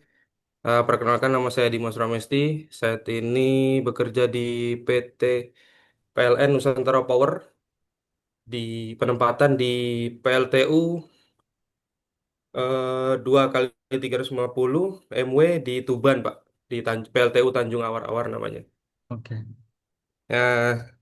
Saya tadi sempat menyimak juga eh, diskusi dari para dosen, para profesional di forum ini, dan mungkin sudah aspirasi saya sudah ini ya, sudah tersampaikan juga apa yang saya tulis di Google Form yang sempat diberikan, yaitu mengenai mata kuliah dan mungkin bobotnya gitu. Jadi tadi sempat ada yang menyampaikan juga bahwa literasi digital itu tadi terakhir Pak Gali ya yang menyampaikan bahwa literasi digital itu di zaman ini itu penting sekali ya, literasi digital dan AI. Karena apa? Saya juga termasuk pelaku sebenarnya. Saat ini saya sedang menempuh pendidikan S2 di ITB dan AI itu menjadi apa ya? Teman belajar, teman diskusi saat teman yang realnya lagi di luar jangkauan seperti itu, Pak. Jadi kita bisa tanya apapun di situ, dapat apapun di situ, dan bisa mengambil apapun di situ. Nah, yang jadi constraint-nya adalah seberapa banyak yang bisa kita ambil, apa yang bisa kita ambil yang sah seperti itu. Jadi di ITB sendiri kebetulan juga ada mata kuliahnya juga namanya literasi digital dan AI di kurikulum S2-nya FTMD itu, tapi sayang sekali itu tidak apa namanya, bukan merupakan mata kuliah tatap muka ya, jadi self learn, jadi ada materi yang diberikan tapi sangat banyak sekali dari multidisiplin ilmu, maksudnya di ITB itu kan nggak cuma teknik aja ya, ada farmasi, ada biologi juga gitu, jadi masing-masing pengajar di sana memberikan suatu pandangannya, memberikan suatu pengajaran melalui sebuah materi atau video. Nah, itu bisa kita pelajari ya, bisa kita pelajari sendiri dan tetap ada ininya, tetap ada apa namanya, tolak ukurnya berupa kuis atau tes seperti itu. Nah, itu intinya mengajarkan bahwa eh, AI itu seperti yang tadi Pak Gali bilang, yaitu ya keniscayaan ya. Digitalisasi itu keniscayaan. Tinggal gimana kitanya memanfaatkannya secara legal gitu aja sih. Misal paling mudahnya misalnya kita mengutip pernyataan, kita mau cari jurnal di AI, ya kita sebutkan sumbernya atau paling tidak parafrasenya kita rubah biar tidak kena copyright ya, seperti itu gitu. Ya ini menurut saya penting ya apa mata kuliah literasi digital dan AI itu mungkin bisa kalau misalnya nggak ada slot bisa di apa ya bisa dimasukkan di mata kuliah yang lain lah, entah itu apa terserah dari timnya UMKT eh, bisa itu untuk mengakomodir teknologi di zaman sekarang. Kemudian yang kedua juga sama tadi ada yang sudah menyampaikan juga terkait kerja praktek ya kalau nggak salah Pak Akmal tadi ya Pak Majid eh, terkait Ya, jumlah SKS ya. Kalau dari pandangan saya selaku penyintas teknik mesin UGM juga sebagai pegawai di PLN ya yang sudah apa namanya menerima banyak mahasiswa ataupun siswa SMK yang magang, menurut saya 2 SKS itu kurang Pak. Jadi eh, menurut pandangan saya untuk kerja praktek itu perlu ditambah SKS-nya ataupun dikasih mandatori durasinya gitu loh. Apa yang bisa kita dapat eh, sebagai mahasiswa jika kerja praktik cuma sebulan gitu. Ya sebenarnya bisa aja sih, tergantung orangnya lagi-lagi ya. Tergantung orangnya, tergantung momennya sih sebenarnya. Cuma kalau misalnya bisa ditambah itu kayaknya lebih bagus sih Pak. Apalagi di Samarinda atau di Kalimantan Timur pada umumnya banyak terdapat industri-industri yang besar gitu ya. Kayak apa sih di sana? Ya pasti minyak, batu bara, pertambangan gitu. Itu pasti ada lah. Banyak banget, banyak banget. Itu bisa itu untuk apa namanya? eh, ada MOU misalnya yang bisa dijadikan apa namanya pengikat gitu. Mahasiswa MKT wajib minimal 3 bulan di PT Badak misalnya. Itu kan enak ya. Terus jadi mahasiswa punya gambaran di dunia kerja itu nggak cuma termo aja, nggak cuma material teknik aja, tapi ada juga namanya pengadaan misalnya. Kayak Pak Martias nih, Pak Martias dari PLN UP3 ini sekarang dalam tanda kutip murtad ya Pak Martias ya, jadi ngurusin pengadaan gitu. Jadi udah nggak ngurusin mesin lagi, jadi lebih ke procurement ya. procurement betul. Jadi lebih ngurusi ke hal-hal yang lebih umum lagi gitu, lebih general lagi itu kan butuh pengalaman juga gitu. Gimana cara kita menentukan spesifikasi teknis, cara menunjuk atau mencari eh, harga perkiraan gitu, HPS gitu-gitu kan perlu juga. Ya intinya 2 itu sih Pak, literasi digital dan AI dan penambahan durasi apa tadi kerja praktek. Oke. Mungkin dari saya Wah. seperti itu Pak Benjamin dan Mm-mm. Bapak-Bapak sekalian. Terima kasih. Assalamualaikum warahmatullahi wabarakatuh. Waalaikumsalam warahmatullahi wabarakatuh. Oke, terima kasih Pak Dimas atas masukan berharganya. Monggo dari bapak-bapak lainnya, apakah masih ada masukan untuk workshop kita pada hari ini?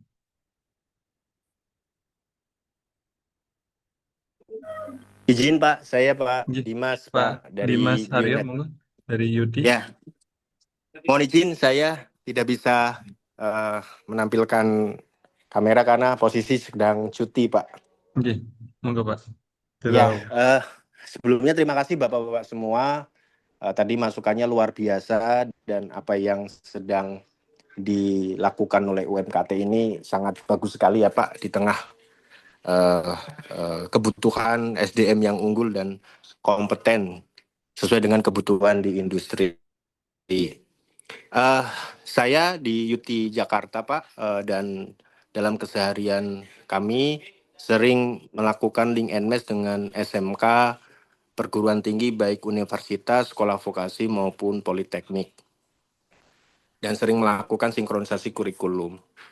Nah, saya ingin memberikan pandangan Pak terkait sinkronisasi kurikulum ini, yang mana sebenarnya kita harus melihat satu okupasi dan kelompok jabatan untuk lulusan mesin itu berada di mana saja gitu ya Pak.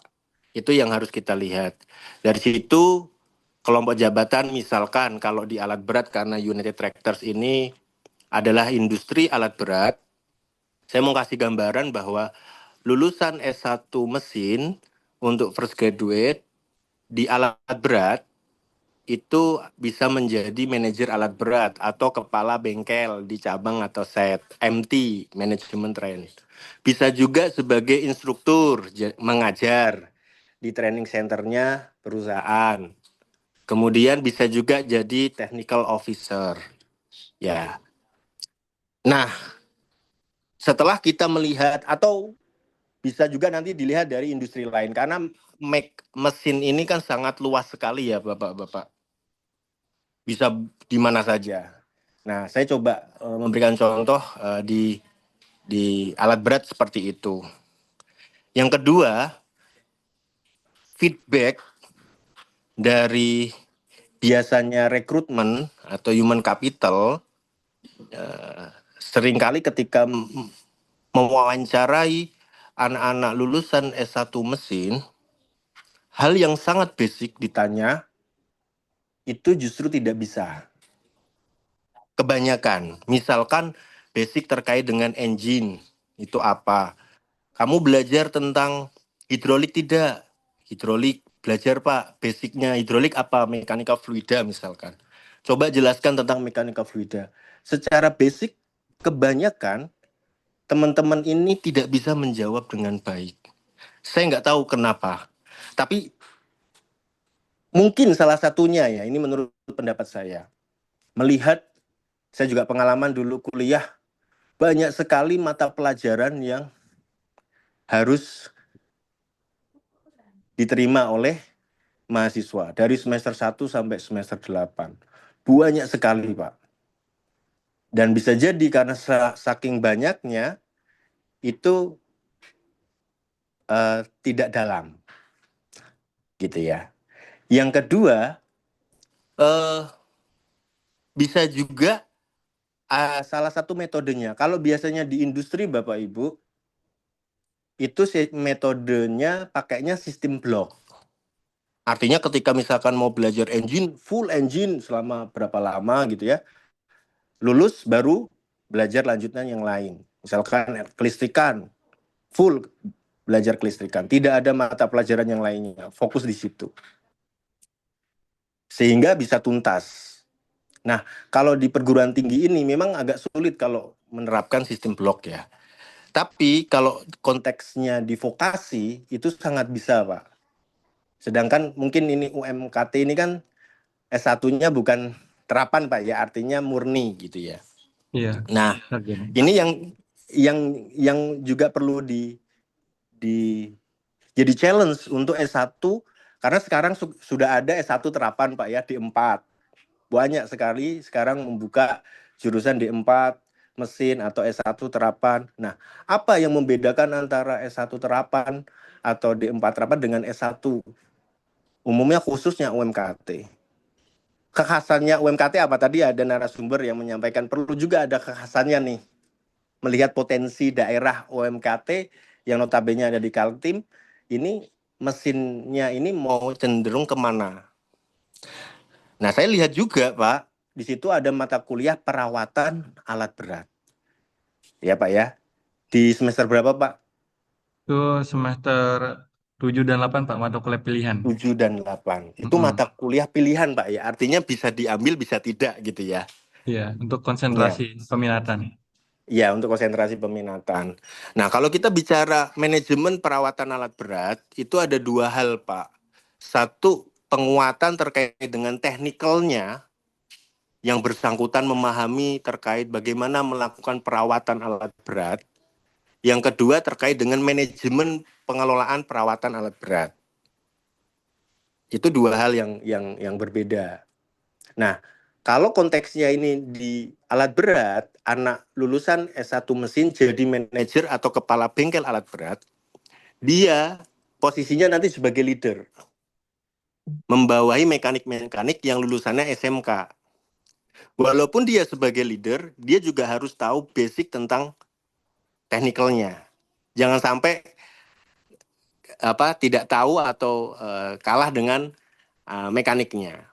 Ini yang sering kali menjadi problematika di dalam lapangan, Pak, karena teknikalnya enggak.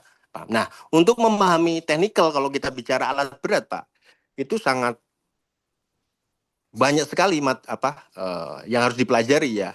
Kalau istilahnya basic mechanical course, kalau misalkan di kami itu ada engine, ada kelistrikan, ada undercarriage atau powertrain, kemudian ada hidrolik, ya. Kemudian bagaimana dia bisa juga melakukan perawatan alat berat. Yang berikutnya, Pak, menurut saya atas mata kuliah ini harus ada juga yang bisa mengakomodir skema sertifikasi, Pak. Anak-anak mahasiswa ini juga perlu nanti ketika dia lulus atau menjelang lulus, dia bisa mengikuti sertifikasi di LSP P3, apapun itu, apakah pengelasan sesuai peminatannya dia, apakah dia mau sertifikasi LSP alat berat. Nah, ketika bisa mengakomodir itu, maka juga harus melihat juga klausul-klausul yang ada di sertifikasinya. Apakah mata kuliah dari semester 1 sampai semester 8 ini ada yang bisa mengakomodir untuk memenuhi persyaratan administrasi untuk mengikuti sertifikasi. Mungkin itu Pak, masukan awal bahwa kita juga harus melihat kekhasan. Kalau semuanya diakomodir agak sulit nanti, Bapak-bapak. Ketika nanti lulus, anaknya ditanya basic tentang engine, basic tentang hidrolik misalkan ya, itu nggak tahu menjawabnya bagaimana. Itu pengalaman dari kami. Nah, yang tidak kalah pentingnya dan jauh lebih penting, bukan berarti yang paling penting. Harus ada keseimbangan secara teknikal penting, secara soft skill juga penting, Pak. Ini juga menjadi perhatian kami di industri ini bahwa soft skill, karakter, attitude mahasiswa ini juga sangat-sangat penting, Pak. Ya, sangat penting di dalam memenuhi nanti mereka bisa diterima atau tidaknya di suatu perusahaan. Itu yang paling utama adalah soft skill-nya yang dilihat. Baru hard skill-nya. Bukan hard skill-nya yang di depan, tapi soft skill-nya, adabnya, karakternya yang jauh lebih penting. Nomor 1, baru yang kedua teknikalnya. Karena teknikalnya ini, Bapak-bapak, ketika dia masuk di industri pasti akan di-drill lagi, akan di-develop lagi, akan di-training lagi oleh industri. Dan pasti kompeten. Tapi kalau soft skill itu butuh jangka panjang. Nggak bisa 3 bulan, 1 tahun, 2 tahun disulap, langsung berubah soft skill-nya, karakternya berubah. Itu nggak bisa. Maka paling penting bagi industri mengutamakan mencari bibit-bibit unggul yang soft skill-nya bagus. Mungkin itu Pak awalan untuk diskusi. Terima kasih. Siap. Terima kasih banyak Pak Dimas atas masukannya. Ini sebelumnya kalau untuk yang kita sambil feedback aja ya, terkait dengan kayak sertifikasi LSP dan juga kita di sini kan mesin itu juga kerjasama dengan sekolah vokasi seperti itu. Jadi ada anak-anak yang peminatan dengan alat berat. Nah, mereka mengambil kompetensi alat berat baik itu mekanik alat berat maupun operator. Di situ ada program sertifikasinya Pak.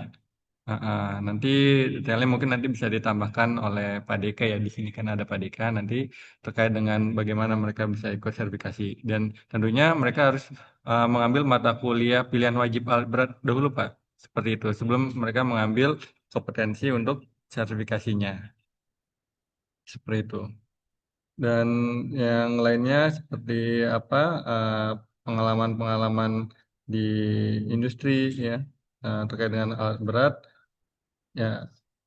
Anak-anak yang mengambil bidang konsentrasi peminatan alat berat, mereka pun melaksanakan OJT seperti itu Pak. Kurang lebih sekitar 2 bulan ya Pak Deka ya, untuk yang OJT ya. Nah seperti itu, sekitar 2 bulan. Memiliki pengalaman di lapangan. Yang untuk yang anak-anak yang peminatan alat berat seperti itu. Oke, terima kasih banyak Pak Dimas atas masukan berharganya. Oke, mungkin dari bapak-bapak yang lain masih ada masukan?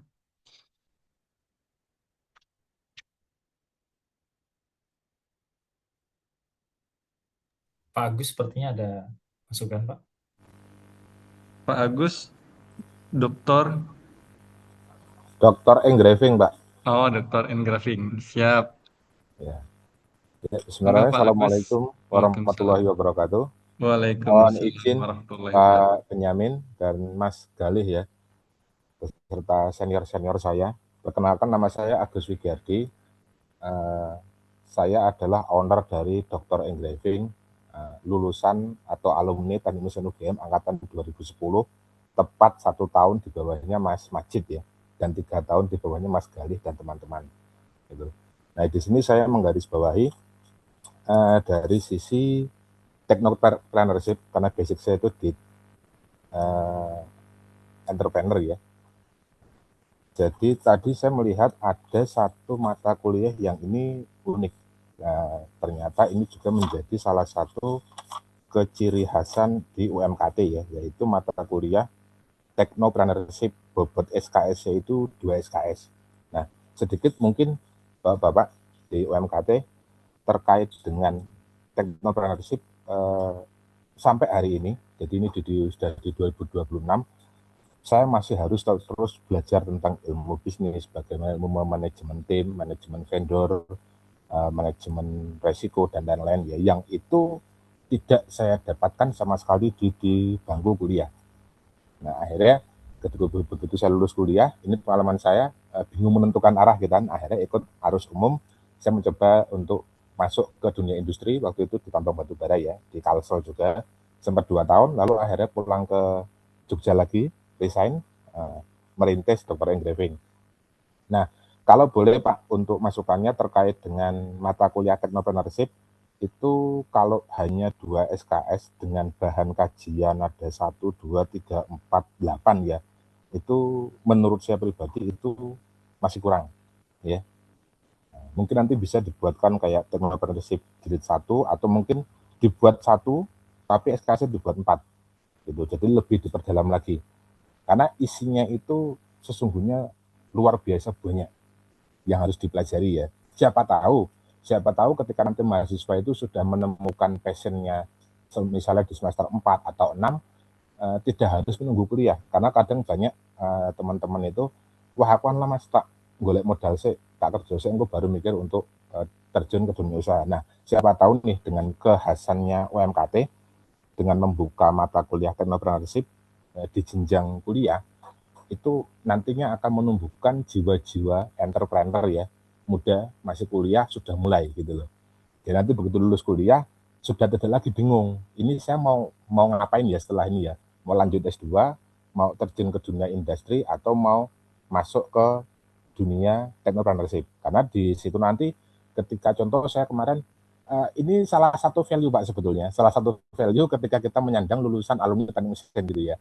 Ketika ada klien datang, lalu saya bercerita, Pak, saya itu alumni teknik mesin, langsung deal Pak, gitu, langsung deal itu. Jadi itu sangat penting, satu value ketika nanti ada satu company yang mereka ingin memesan sesuatu, misalnya contoh kemarin miniatur dan lain-lain itu ya, itu begitu di compare dengan kompetitor A, B, dan C, Ketika di situ kami sampaikan, Pak, ini saya alumni teknik mesin S1, langsung ACC Pak, gitu. Jadi itu salah satu value mungkin ya yang tidak kita sadari bahwa alumni teknik mesin itu punya value tersendiri, gitu. Belum melihat produknya, ketika kita sudah ngomong ininya, oke, langsung deal, gitu ya. Lalu yang kedua Pak, terkait dengan magang. Nah, selama ini kan termasuk yang saya lakukan dulu ya, itu magang kan kita selalu ke dunia industri ya, sebagai engineer.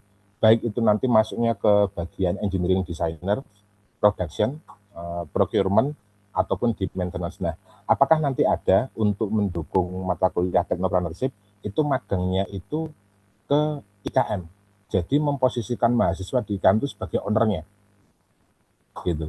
Jadi nanti di perkuliahannya mungkin akan ada tambahan beberapa mata kuliah seperti manajemen resiko gitu kan, manajemen produksi dan lain-lain.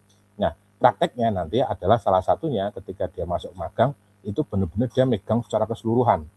Katakanlah posisinya itu kayak semacam kalau dulu tuh di TV ada serial namanya Tukar Nasib ya. Nah, ini coba nih, mahasiswa kita coba magang di suatu IKM, industri kecil dan menengah gitu ya, memposisikan dirinya sebagai asprinya owner atau bahkan menggantikan posisi owner. Kita coba 2-3 bulan. Dari sini akan kita melihat, oh ternyata serumit ini loh, sekompleks ini yang harus diurus. Maka kita harus belajar A, B, C, dan seterusnya. Gitu. Nah, terus tadi masuk ke yang teman-teman memberikan masukan terkait dengan AI. Nah, ini penting sekali Pak, karena hari ini, 2026, itu apalagi kami kan di souvenir yang itu harus buat ya, bukan beli atau kulaan kemana gitu, enggak. Itu kita dihadapkan dengan AI. Jadi yang dulunya konsumen itu bingung, Mas kami mau bikin market ini, tapi belum bisa gambarnya. Nah sekarang customer itu udah bisa gambar lewat AI. Mereka udah bisa desain lewat AI. Yang jadi masalah adalah kami sebagai IKM gitu ya, IKM untuk merealisasikan itu menjadi sebuah produk. Nah itu mumet. Karena AI itu saya anggap itu terlalu sempurna, terlalu realistis, gitu ya. Padahal belum tahu nih di belakang itu produksinya seperti apa, gitu. Nah, di sini pentingnya tadi yang disampaikan di awal bahwa kalau bisa nanti itu tidak cuma sekedar AI itu hanya sekedar kita input prompt terus keluar ini hasilnya presentasi, bukan. Tapi dari AI awal sampai desain produksi bahkan sampai final produksinya itu harus clear. Supaya teman-teman nanti tahu, supaya mahasiswa itu tahu bahwa seorang engineer itu mohon maaf tidak bisa membuat desain semaunya gitu kan, tanpa memikirkan satu produksinya gimana, materialnya ada atau enggak gitu ya. Lalu dari sisi waktu magang itu kan tertulisnya 2-6 bulan gitu. Nah, seperti yang disampaikan oleh Mas Majid, kalau dulu saya sendiri waktu itu cuma 1 bulan ya. Nah, nanti apakah akan ada masukan terkait dengan waktu magang? Karena dulu juga ada beberapa teman itu yang magangnya sampai 6 bulan, akhirnya magangnya itu diajukan sebagai bahan skripsi. Jadi magang sekaligus skripsi di sana. Jadi pulang rampung magang itu, pulang langsung daftar sidang. Gitu. Sehingga itu salah satu cara untuk mengurangi waktu lulus yang lama, yang harusnya dia kalau menurut aturan magang sih, terus pulang ambil skripsi, penelitian lagi, gitu kan, harus 5,5 tahun lulus, tapi dengan caranya di shortcut itu magang itu dijadikan sekaligus sebagai bahan skripsinya. Jadi begitu rampung dari magang itu tinggal daftar untuk sidang. Dulu beberapa teman satu angkatan ada yang seperti itu. Nah, terima kasih Pak, matur nuwun. Assalamualaikum warahmatullahi wabarakatuh.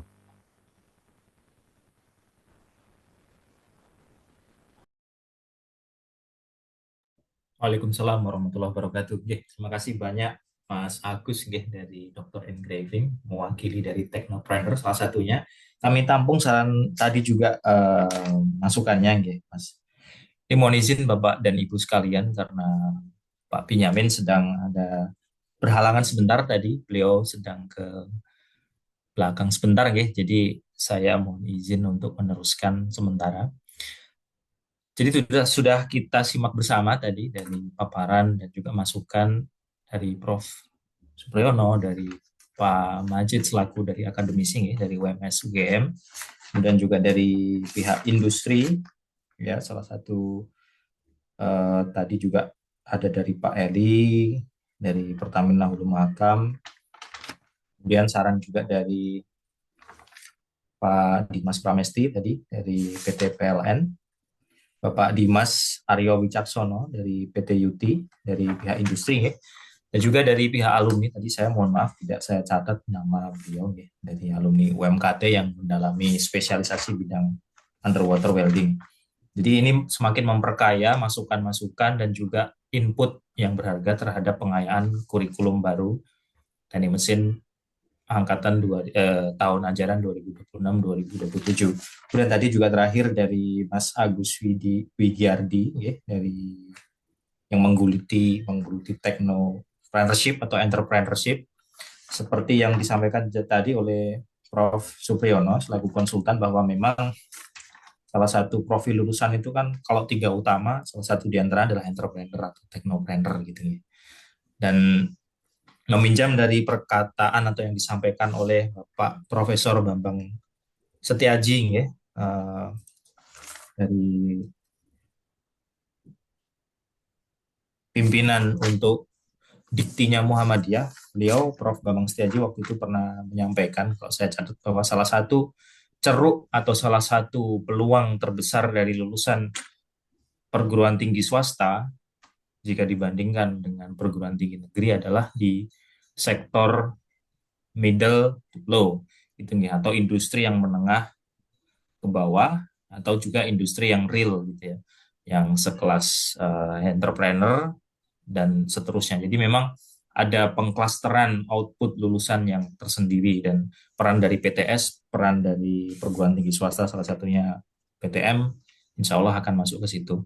Nah, Bapak Ibu sekalian, sambil menunggu Pak Binyamin, mungkin nanti Pak Binyamin bisa masuk kembali. Ini waktu jualah yang menunjukkan pukul 4:12 Wita ya. Insya Allah banyak sekali masukan dan juga saran tadi. Tak terasa waktu lebih 10 menit dari waktu yang dijadwalkan. Barangkali Bapak Ibu ada tambahan, mungkin terakhir ya, ini terakhir karena waktu sudah menunjukkan lebih 10 menit sebelum kita tutup. Barangkali ada, monggo silakan Bapak Ibu.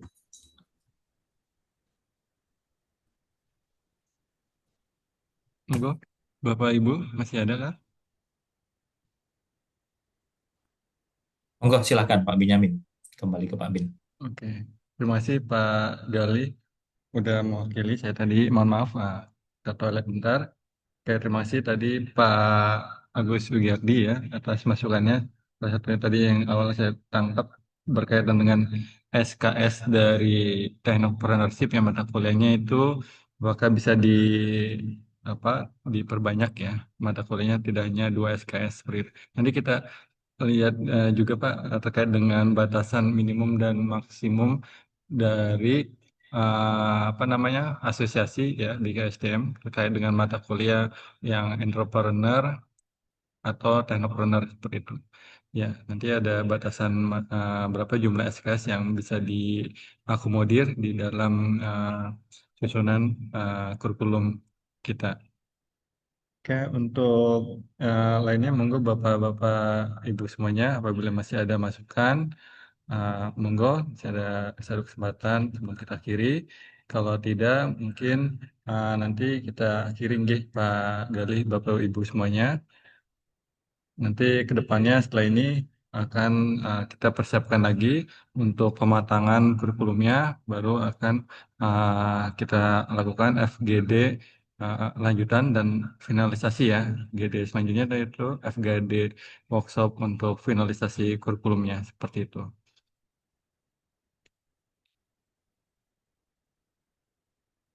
Ya, mungkin kalau tidak ada, kita akhiri nggih, Bapak Ibu semuanya tamu undangan. Oke, terima kasih banyak atas kehadirannya, masukannya, Prof. Supriyono, Bapak Ibu dari teknisi dari advisory board ya, dari akademisi, kemudian dari para alumni atas masukan-masukan berharganya. Insya Allah dari ini nanti kita mencoba untuk bagaimana hasil dari kurikulum ini menjadi kurikulum yang lebih bagus lagi terkait dengan kurikulum OBI dan tentunya bisa mengakomodir kebutuhan-kebutuhan yang ada pada industri seperti itu. Ya, sekali lagi kami mohon maaf apabila dalam pelaksanaan kegiatan ini ada hal-hal yang tidak berkenan atau kekurangan. Mohon dibukakan pintu maaf yang sebesar-besarnya. Terima kasih banyak sekali lagi atas kehadirannya. Kami tutup dengan bacaan hamdalah bersama-sama. Alhamdulillahirrahmanirrahim. Assalamualaikum warahmatullahi wabarakatuh. Waalaikumsalam. Waalaikumsalam warahmatullahi Waalaikumsalam warahmatullahi Ya, wabarakatuh. buka Selamat ini. sore. Mohon pamit, terima kasih. Mohon pamit, Gi. Semoga sukses Mohon UMKT, pamit. Pak Gali, Pak Binyamin. Ya, terima kasih banyak Pak Agus, Pak Dimas, Bapak Ibu semuanya. Terima kasih banyak Bapak Ibu semuanya. Mohon izin live.